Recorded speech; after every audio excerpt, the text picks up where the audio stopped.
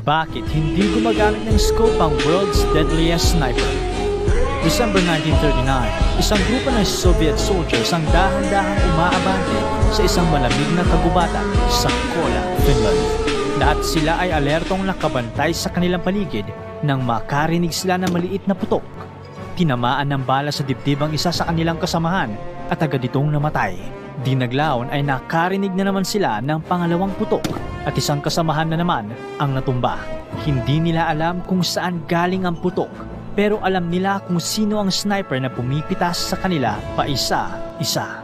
Walang iba kundi si Simo Haya o The White Death, ang deadliest sniper sa world history. Gabi-gabi din itong pumupunta sa kanyang paboritong firing position para i-check kung anong klaseng preparasyon ang kailangan niyang gawin.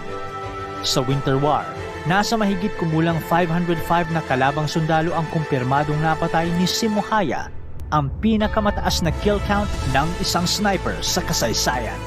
May average kill siyang 5 bodies per day at ang pinakamataas niyang na record sa isang araw ay 45 kills. Binigyan siya ng palayaw ng mga kasamahang sundalo na magic shooter. Pero mas tumatak ang bansag ng mga takot na Soviet soldiers sa asintadong si Haya. Tinawag nila itong Belaya Smert o The World.